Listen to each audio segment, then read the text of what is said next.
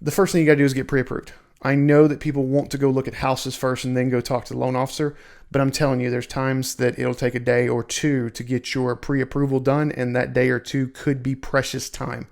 I have literally seen people lose houses because of that day waiting to get pre-approved, and the seller is not going to consider the offer without seeing a pre-approval, and a different offer came in, beat them out, and they signed the contract before they could even get pre-approved. And I still to this day remember it because she was crying. She loved that house and they lost out. So I beg people, get your pre-approval first. That is really the first step. Hello, Shane Willis, Pensacola real estate expert, bringing you today's episode. If you follow the Facebook page, facebook.com/Shane Willis, the Realtor, or if you watch the YouTube, if you're subscribed to my YouTube channel, or actually I've been doing it on IGTV as well. I do a weekly show called How's the Market Pensacola. Basically just gives you statistics for Escambia and Santa Rosa County. If you notice, especially in Santa Rosa County, pretty much everything under $500,000 is a hyper seller's market. So I wanted to kind of shoot a story today. I did this blog post, and so I want to just kind of talk about it for today's podcast, and it's 5 tips for starting your home search. So let's look at it from the buyer standpoint. If the sellers are a hyper seller's market, what are the buyers looking like? So here's the 5 different things I need you to do if you're going to search for property now. And most people searching for property in the fourth quarter are serious about it because we don't have the tire kickers like we do in the spring. The first thing you got to do is get pre-approved. I know that people want to go look at houses first and then go talk to the loan officer, but I'm telling you, there's times that it'll take a day or two to get your pre-approval done, and that day or two could be precious time.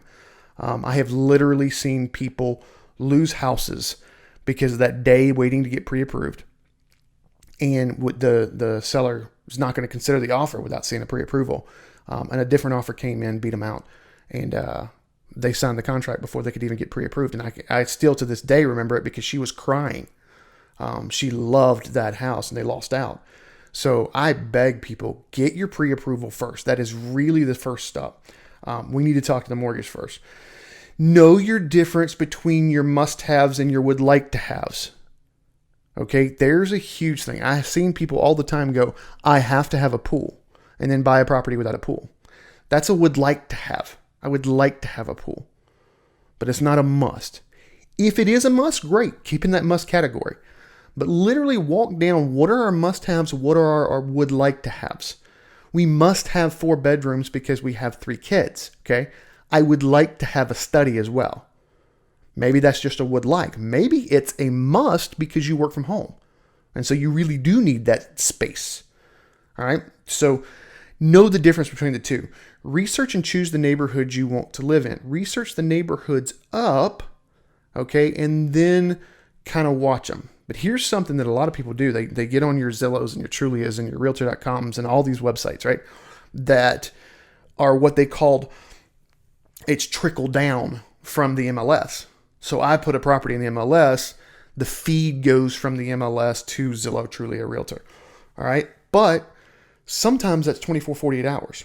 And sometimes they don't update. I know that's one of the biggest frustrations I hear from buyers these days. Is this property still on the market? It's showing active on Zillow, but I've called 7 people and all of them say it's not. I don't know why they're calling me as the 8th. But they were, and I'm like, well, no, that particular one is off the market. Why Zillow is still showing it as active? I don't know. Why Trulia is still showing it that way? I don't know. So one of the things that I tell people to do is research the properties that you're wanting, the types of properties and neighborhoods, and then let's get on the MLS. Let's get into my specific buyer program. I have a buyer program where I give you access to the MLS. Basically, you will know instantaneously if something's on the market or off the market. All right, you will know instantaneously. If I go in and go 123 Banana Street, we just dropped our price $4,500. You're going to be sent an email right then, immediately. So now you know what's on the market, what's off. You can always check, hey, let's go back and look at that one property we looked at. And if it's not there, that means it's gone. But you'll know it because it's a direct feed. So you're almost bypassing some of these collectors, if you will. The collectors of real estate being Zillow, Trulia, and stuff like that. So you research the neighborhood up. That was 3. Also pick the house style that you want and kind of stick with it. It's tough for me as a broker, and it's tough for you looking at property when you go, I want to buy a house in Northwest Florida. Okay. Whereabouts? Okay. So we don't even know the neighborhoods we want, and we don't even know the style we want. I mean, do we want a ranch? Do you want a McMansion? Do you want, a 2-bedroom condo? What's the style? So pick your style and then document your home visits. All right. I personally don't like seeing more than about 6 properties in a day for a customer because they start to blur. You can videotape and you can take some good notes. And I've seen more than 6. It's not, trust me, real estate is not like what you see on HGTV where people see 3 properties and buy one. That's not the case. It does happen, sure. I've seen people look at 1 property and buy it. But for the most part, you're going to be looking at a few more. I don't like to look more than about 6 a day. I do like to look up 5 or 6 in a day, especially with people that are coming to town. I've got military that come to town all the time, and we've been communicating back and forth. They usually have a list narrowed down to about 11 of properties they want to see. Excuse me. Of properties they want to see. So with that, they go and drive them. When they first get into town, they go and drive them. And I promise you, just driving them will knock some of the properties off the list. You haven't even gone inside. Now, I want you to pay attention, sellers. Pay attention to this, okay? Because people are driving by. So look at your curb appeal, right? There are people just crossing it off the list just from drive-by. Some of it you can't handle. You just can't do because your neighbor's just not keeping their set up, but whatever. After the 11, we get down to 6. All right. I have had some people do 7 or 8 in a day. Like I said, I've done more than 6. I just don't like to because people will just get confused. Your brain can only handle so much, even if you document everything you walk into. All right. So document your home visits. There's your 5 tips. I think I went a little over 5 minutes today. I'm sorry. Not really. I was giving good value, so not really. All right. As always, if you've not subscribed to get the tips, tricks, graphs, infographics, get over to 5minutesinrealestate.com. That's 5minutesinrealestate.com.